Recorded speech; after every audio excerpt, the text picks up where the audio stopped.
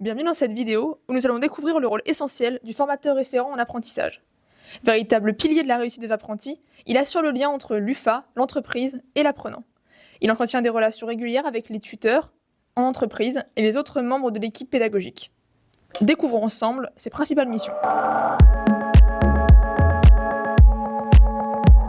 Des missions du formateur référent, qui est, je dirais, la plus importante, va être l'accompagnement de l'apprenti tout au long de son parcours de formation. Donc, tout d'abord, le formateur référent va accueillir l'apprenti au sein de l'unité de formation, donc l'UFA, et ensuite il va faciliter son intégration. Donc son intégration au sein d'un groupe classe d'apprentis, qui est parfois aussi un groupe classe où on peut avoir des statuts scolaires et des statuts d'apprentis, mais il va également favoriser son intégration dans l'entreprise. Ensuite, il va bien sûr présenter les attentes de la formation et les compétences inhérentes à la certification que cet apprenti prépare, et il va également définir avec lui donc ses objectifs professionnels. Objectifs professionnels qui peuvent évoluer tout au long du parcours. Donc le formateur référent, au cours d'entretien qu'il fera avec lui, pour avoir l'évolution de ses objectifs professionnels. Il va également, en parallèle, encourager à développer ses compétences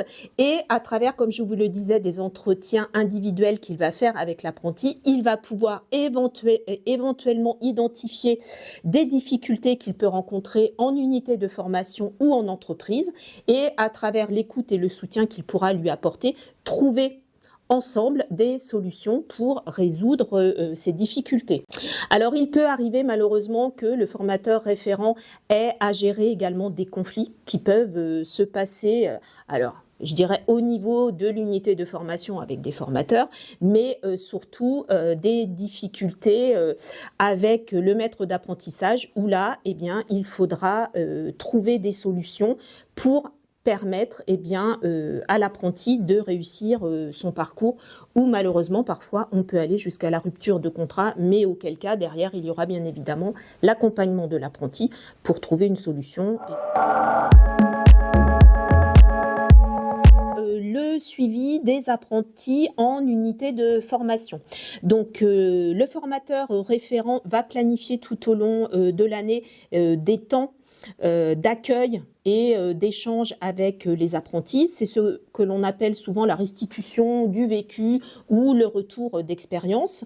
Au cours de cette heure, les apprentis vont échanger entre pairs sur les activités qu'ils ont menées en entreprise, les difficultés qu'ils ont pu rencontrer, les réussites qu'ils ont eues, et l'idée c'est d'aider à analyser ces activités et à les formaliser, notamment dans le carnet de bord, qui est un outil à exploiter et qui est aussi un document important dans le cadre de la certification Calliope et du Form, le suivi de l'apprenti en entreprise. Donc ce temps d'échange va aussi permettre de mettre en commun ce que les apprentis ont fait, de pouvoir également faire un retour auprès de l'équipe pédagogique sur les activités qui ont été menées, et pour que l'équipe pédagogique puisse compléter les savoirs théoriques qui ont pu manquer à un moment donné aux apprentis, et peut-être aussi identifier les besoins de parcours individuels pour des apprentis qui auraient rencontré des difficultés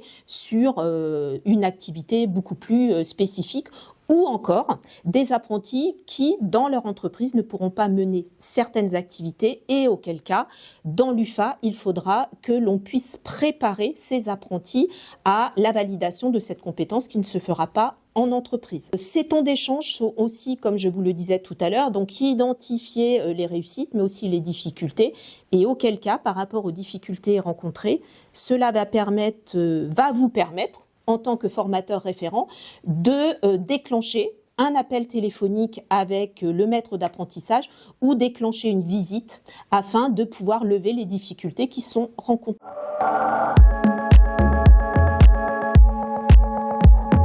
D'où justement l'autre partie du suivi des apprentis qui se fait en entreprise. Et ce suivi en entreprise va permettre d'assurer la qualité de la formation et surtout d'assurer le parcours de formation de l'apprenti.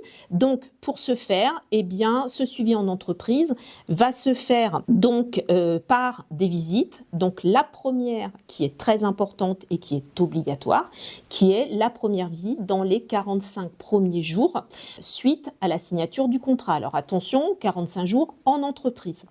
Donc cette visite, elle doit se faire vraiment physiquement sur les lieux, ce qui va vous permettre d'identifier le cadre de travail de l'apprenti, d'identifier la sécurité dans laquelle l'apprenti évolue, d'identifier avec le maître d'apprentissage l'ensemble des activités qui sont prévues et voir si ces activités couvrent le référentiel de formation.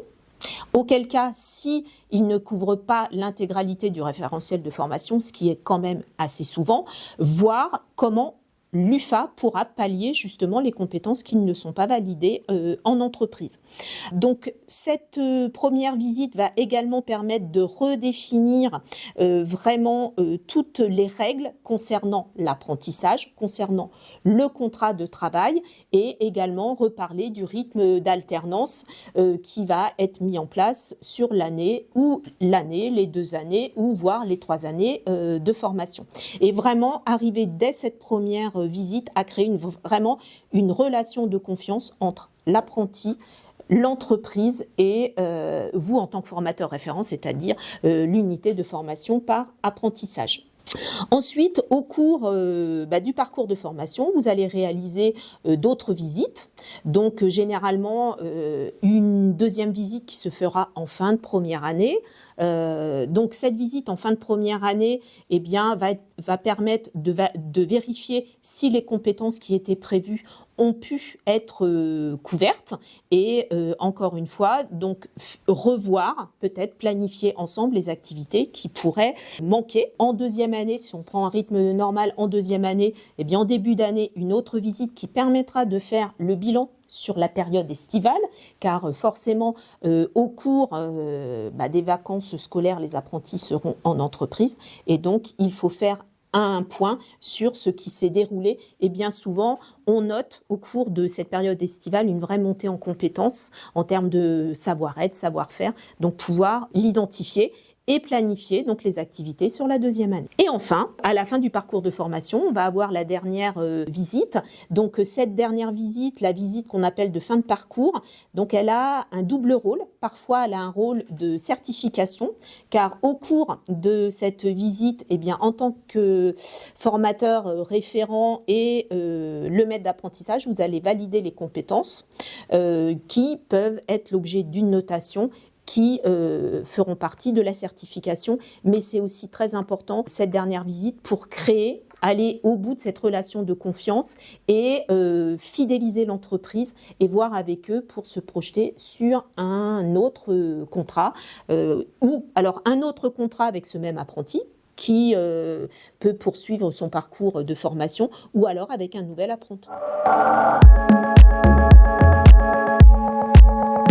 L'ensemble de ces missions de formateurs référents nécessitent certaines compétences. Je dirais que les missions de formateur référent, lorsqu'on y a goûté, je dirais on a toujours envie de poursuivre les années qui suivent.